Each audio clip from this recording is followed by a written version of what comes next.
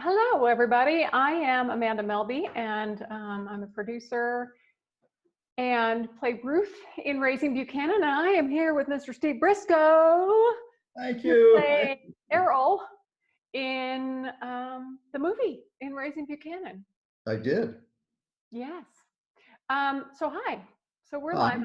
We're live on Facebook, and hopefully some people will join us. That And would be. if not, you and I are just going to talk. We'll talk. We'll Yeah. chat. Yeah, I know. How's it going? First of all, how are you doing? You know, good. All things considered, Okay. I'm not a good lockdown person. Yeah. I like to see people and have lunch and go out and do things. And I've Okay. got grandkids, which we have been seeing, but So but that's good. but we only see them. Yeah, and they come over and they play in the pool, and it's thank goodness for the pool because Yeah. Um, they're not just in the house all day playing video games or harassing me. So they still harass me, but intensely if they were, in one small location. So no, life is good. And Denise has not killed me yet. Thank thank Yeah, you, Denise. We do need Briscoe in this world. So this woman is so amazingly patient. It's National Nurses Day, right? And and I thank her for that as well. But she has been caretaking for me for years and years and years. So um, I, I I can't say how much I appreciate it. We've been married uh, 39 years, 39 years, I think. what? Yeah. Wow, congratulations. So, That's a relationship obviously mm, evolved. First you're, passionate, in love, and then you're husband and wife. And most recently, I've been promoted to facilities manager. So oh, the levels of the relationship just keep going up. well, that's something to look forward to. Facilities manager. So Yeah. yeah, Joe Gruberman is live with us. He says, by the way, you look like you just sat down in the barber's chair. That's what You he know said. what? I cut my hair yesterday or 2 days ago. I just got tired of it being woolly, and I actually shaved today. So Yeah, you have hardly any hair. it's just I'm going for that aerodynamic look. Well, Well, it's working. It's working for thank you. you.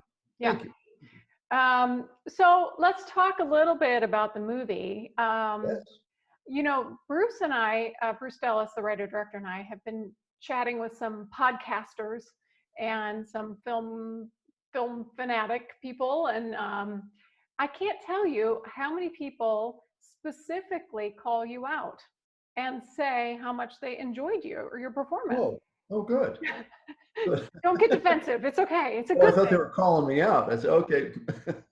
No, they just really enjoy your performance, and they just so that's really interesting, huh? Yeah, and I have to say, as much as I enjoy what I do and think I do a good job, and the directing was wonderful. I've worked with a couple of people who I respect tremendously as directors, and they like what I do, but sometimes that results in not a whole lot of direction. Hmm. Bruce, I think, likes what I do, but he had very distinct, very definitive directions, very concise, Mhm. and understandable. There was no, well, he would say, "This is what the character might be thinking right now. How do we get there?" And it was a joy because I obviously I love Bruce anyway. He's a wonderfully funny guy, wonderfully talented guy, and you never know how that oh, I'm your buddy. Why are you telling me what to do? Uh, Mhm.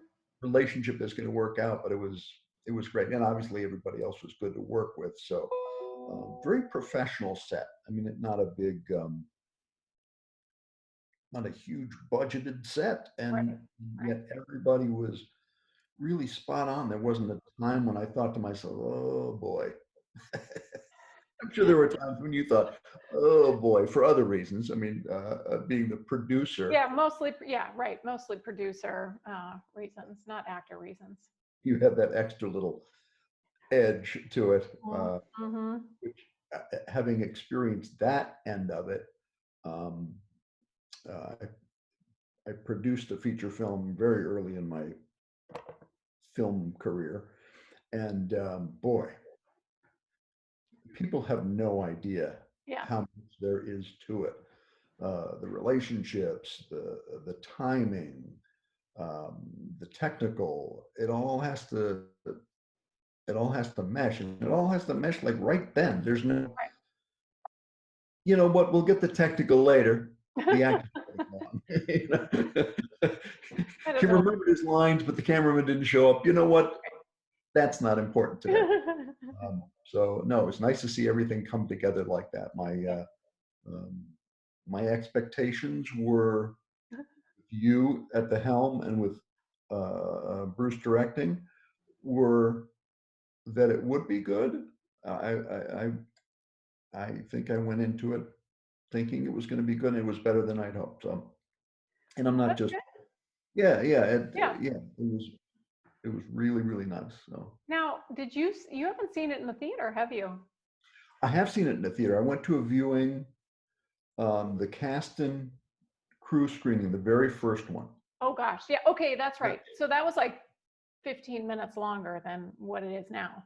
Yes, Yeah. yes. Okay. And even at that, my wife, Denise, who I talk about a lot, and yet some of my friends that I've been close to for decades have never met her Mm, because she doesn't like the showbiz thing. When I lived in LA, mhm. I would go to the Improv or go to the Comedy Store to do a set, and she would say, "No, go. Nah, you just go." Or I got to the Academy Awards one time. My father would get tickets to the Academy Awards because of a position at his company. And I was like, oh my God. So I ran home. I told Denise, I got tickets to the Academy Awards. She goes, oh my God, that's incredible. That's like, wow. Who Yeah. are you going to take? And I'm like, ah, because she goes, I'm not doing that. And I took my sister. My sister and I went. Oh, well, that's good. That's a Yeah, nice little family bonding time. it was fun. And Yeah. she was in fashion and things like that. So she thought this was, you know, the Yeah, ideal. that's cool. And I bet she had a good outfit to wear. Oh yeah. Yeah. Oh, people were taking pictures of her. It was like she actually looks like now this is years before this young lady was famous, but now I can't remember the woman's name. Well, that's not a very good story, Briscoe. You know what? I kind of failed there.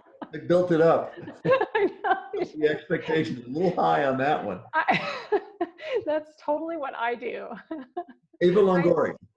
Oh, okay. Okay. She looks like Ava Longoria. Phew. So yeah. Glad you found that one.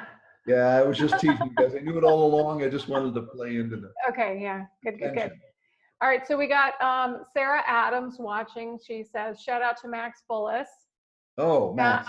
Yeah, he's my brother-in-law. All right. Thank you, Sarah. Shout out to Max Bullis. And then she says, P.S. Loved the movie. So we Good. appreciate that. Good. Well, and as I was saying, my wife actually liked it. Oh. She's Oh, is that hyper. where this was going? That's where that story was going Oh, 15 okay. minutes ago. Sorry. uh, so yeah, she walked out and she goes, "Wow, that was because I have dragged her to a couple of these things where she went, honey, please do not invite me to any more of these things." But I told her, I said no, and she adores Bruce and she knows you, so she was like, "Okay, I'm gonna go," and she'll tell you too. Yeah. Where the bear crapped in the buckwheat if it's not just, yeah. So Yeah. I took my husband one time to a screening. He's like, not of Raising Buchanan, of a different movie. He's like, so is that something you're proud of? Like, well, didn't quite turn out the way I'd hoped, but fortunately, I just had a really small part in it, so I don't think people are gonna ever, look me up Yeah. and count that one against me. But Yeah, and that's the amazing thing is it seems like if a film isn't good, it just kind of goes away. You're not you one thing nice is you're not like I don't know, yeah. the famous one is Jack Nicholson's first film. It was a horror film, Oh. and he played this prince, right?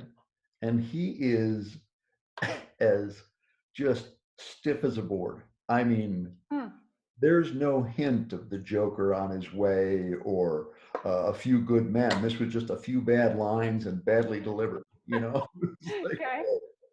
oh, and yet it it disappeared. In fact, it was called The Prince or something like that, and That's it what was it was actually called. a horror movie. Yeah, yeah. Wow. And he had this, Edwardian coat, and he was ill-suited for the part. Um, but that's the way it goes. You have to grow, I guess. Yeah. Yeah. So, So what was your favorites? You were in quite a few scenes, right? And your oh tell sorry, we just jumped into chatting. I didn't even say sorry. who you played or tell us about Oh, your character. Like tell us about who you play in the movie. I'm Errol, a rather erudite criminal mastermind slash ventriloquist. Okay. That's what I tell people, and they just go, "Well, that doesn't seem to." I said, "No, no, Bruce Delis wrote it." They go, "Oh, okay." Uh-huh. Right. Um, yeah, he's a guy. It's this tremendous ego searching for something that satisfies, that need in him. So whether it's, you know, fencing stolen goods and, imagining himself as some sort of, mob overlord, um, or delivering these serious, uh, what did he call it? Sturm and Drang, Yeah. Yeah. Yeah. videos as a ventriloquist delivering some deeper message that no one understands. Um, yeah, he's just this egotistical soul lost in this quest to find himself and be powerful over other people. He's just he just wants to be loved. I guess that's the bottom line. You think so? I loved in the sense as adored and worshipped. Not Yes, love. it's, Yeah. it's a Okay. narcissistic love. Like Yeah. it goes one way and it doesn't Okay. have, I was like, sorry. I don't really see the need for real affection in there, but No, no, not a lot of cuddling from Errol. No, unless it's that dummy, which was a little strange. yeah. All right, Laura Durant is here. She says hi. Or no, she Hi. says hey.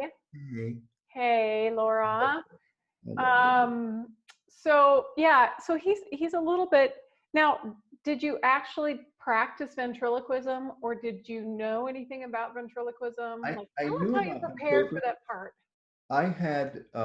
I had actually traveled with a couple of ventriloquists as a stand-up comic, Huh.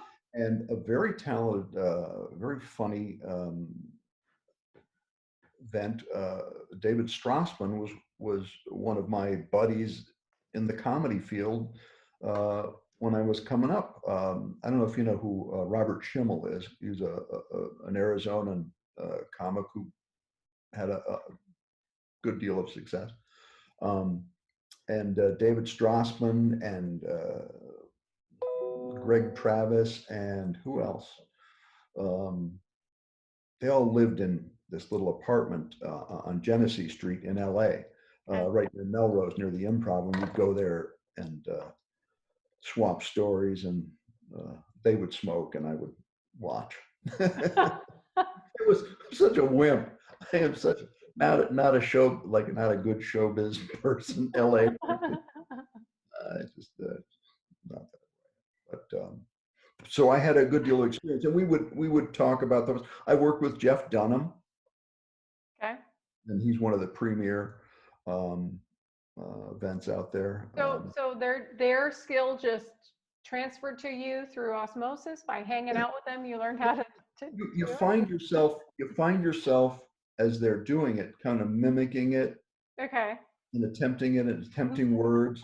So I had some experience, yeah, some little tiny experience with it. Okay. And when you add in the German, which I do so well, in fact, it was uh, my understanding that Christoph Waltz was the first choice for the part. He was unavailable, so I said I would enjoy a nice cold glass of milk. And Bruce said, "You're in." So. In actuality, I'm pretty sure he wrote the part for you. Oh, Oh. oh, that's Now, how that. listen, if Volts was available, you would have been booted to the curb, pretty sure. Oh, it goes without saying. I'm not a baby at this. It's not my first rodeo. No. Yeah.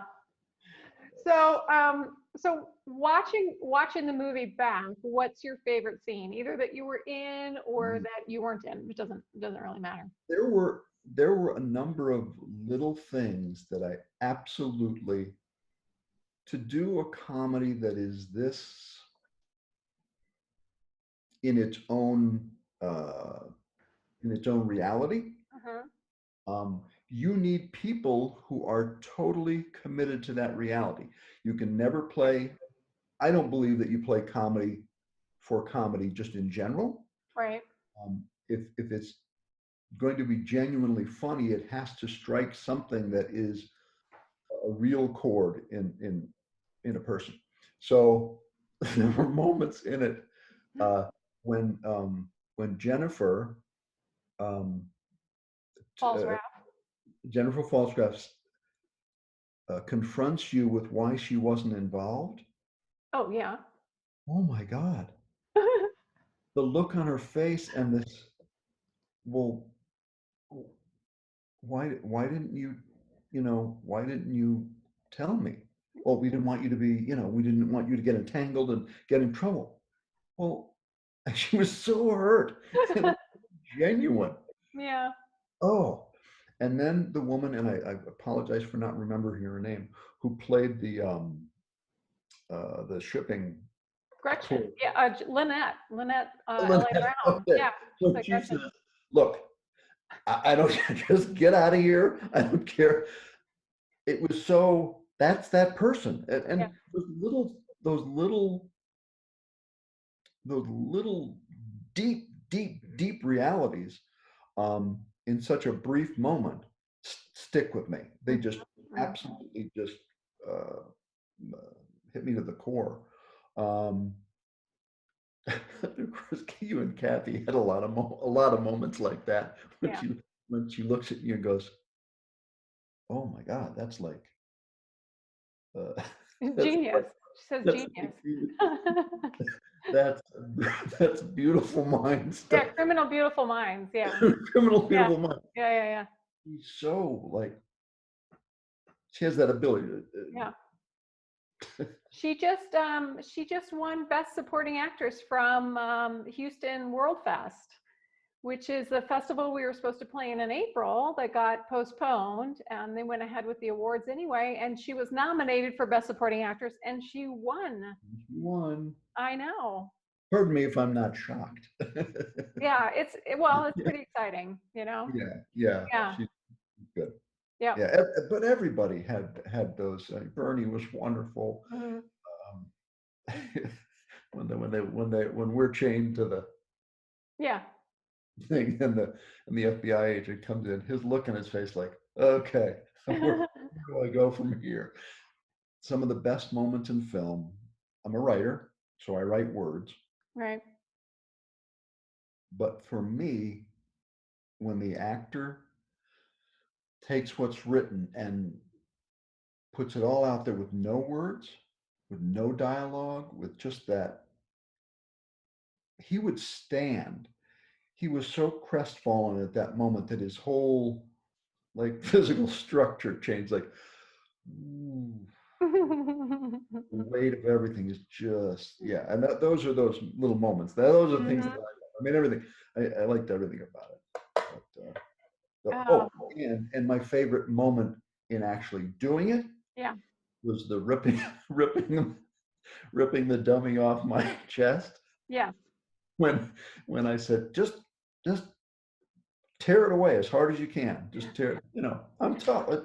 How bad could it be? And it didn't give at all. Yeah. Like, and I was trying to be surprised and relaxed, so it would look like you yanked on it and it didn't give it all. And my head snapped back. I'm thinking, wow, you, you really That's got a hold on it there. That was, oh, that's one of those days that it would have been great if we would have had B-roll, like behind the scenes going, behind the because scenes. Yeah. yeah, because that would have made it in for sure. Yeah. Um, Watch his head. Jennifer's on, yeah. Jennifer's on here and she says, "Hey, my little one Cora just said, hey, I remember that dude.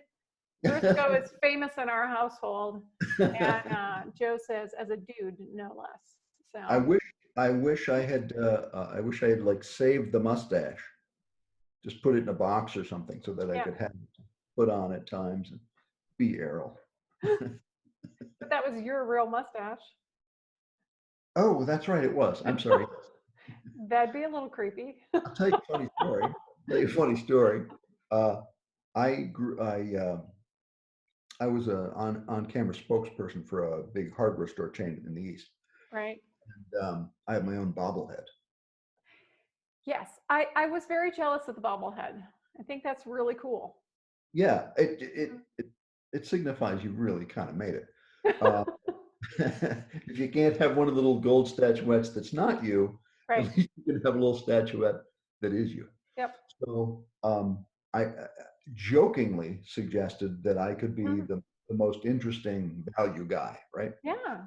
Because I had grown a beard Okay. and I some time off, and as the character, I was clean shaven and the flat top like this. And I joked, I said, oh, I got a beard, and I took to send it to them. They said, oh, let's do that. Yeah. So we wrote a bunch of scripts that went with that theme, and I did. I had it perfectly trimmed, right? Like the week before, I think it was Laura called me and said she was casting something. You got the part of the FBI agent. I'm like, oh, excellent. When do we shoot? Right away. Uh-huh. I had to shave off the beard, my real actual beard, Mm-hmm. and then the next week glue a fake one on. Oh. It's like I have I have a perfectly good beard. And then like 6 months later, I went to this big event for this company, Mm-hmm. and I happened to have the beard on it. So I went to the event with the beard on, right? And we were joking about the most interesting value guy, blah, blah, blah, blah, right? So that was that day for the event.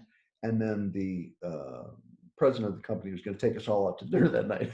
So I shaved, I shaved it off, and he goes, "Oh, I thought that was your real hair." I go, "Really? It looked real to you?"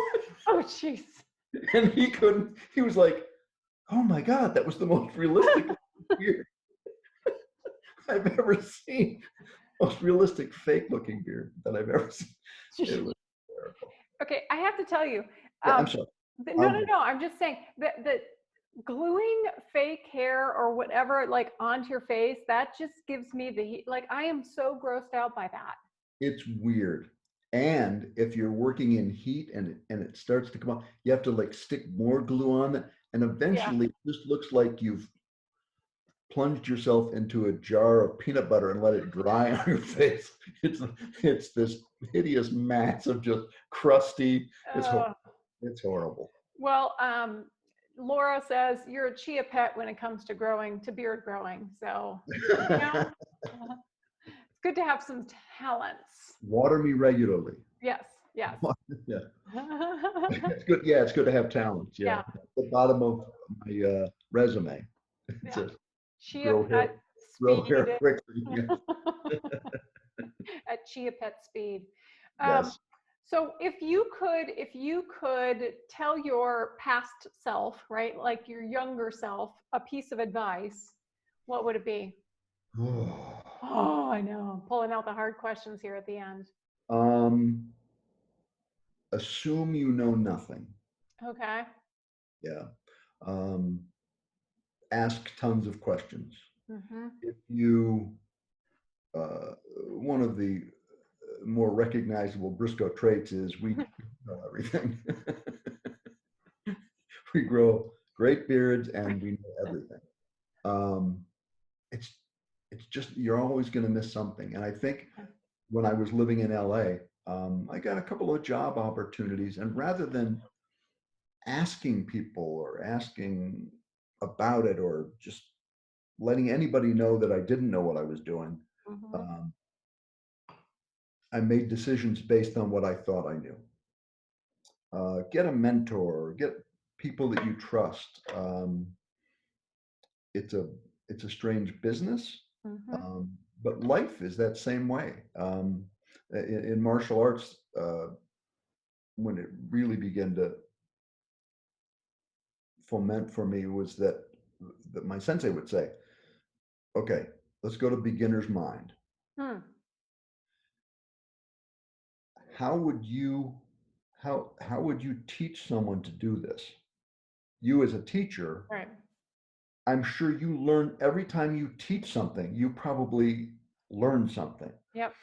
And I've never learned so much as when I'm teaching someone else anything, kids, or I learned how to be a better dad. My dad was not was a interesting guy, wonderful guy, but he wasn't a good dad.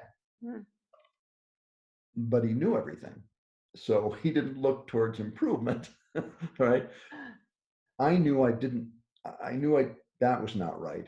Yeah. Um, so as I would explain something to my kids, I'm thinking, okay, how do I break it down into its essential parts? Mm-hmm. So ask questions. Yep. Don't think you know everything, and take some chances. I never took enough chances. I mean, I did stand-up comedy for 15 years for a living, so I guess going in front of 400 or 500 people and hoping they like you is Yeah, that's terrifying to me. So.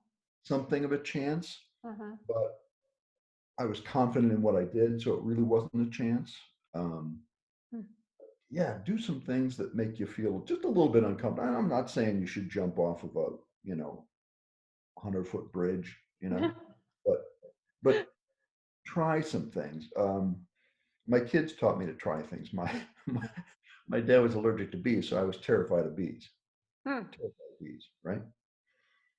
And because he could go into anaphylactic shock, Okay. uh, you know. So, oh, bees, right?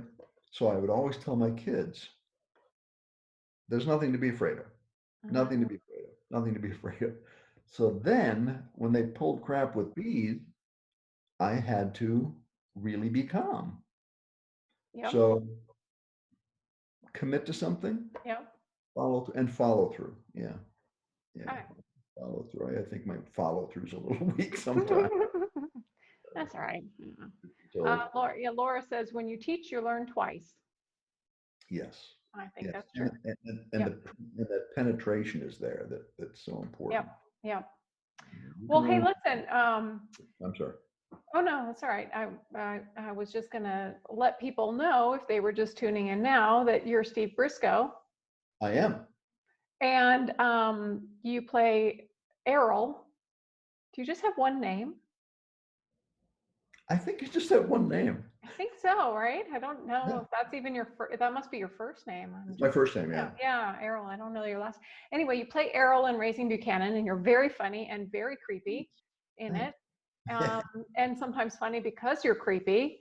Mhm. And it's available now on streaming and VOD and DVD and Blu-ray and all that kind of stuff. And I have apparently plunged into darkness here because I didn't put my overhead lights on. That's what's so funny is that just before we were getting ready to go on, Yeah. the lights in my little writing studio here went out. I'm like, Oh, really? yeah. I mean, I've been doing these mostly during the day, so I've had all this natural light come in, and Oh, it's oh, amazing how just in the half hour I've yes. plunged into now, like, let's tell ghost stories. So anyway, I hope people check out the movie, and I hope they check out your performance and enjoy it. And it's out It's out for I the world love the to movie. see. Yeah, Oh, we pulled it up on Amazon Prime last night, and we're just about ready to watch it again. And Denise went, "I have to go to sleep. oh. I do want to watch it again." She, she gets up at 4:30, 5 o'clock in the Yeah, morning. she's working. Yeah. Yeah, Yeah. somebody needs to. Well, cool. Well, thank you for joining me. And thanks everybody on Facebook for watching. Laura, Joe, Jennifer, who else is on there? I can't see anybody else right now. But thanks for watching and thanks for joining me, Steve. Thanks for the opportunity. I love Yeah. that.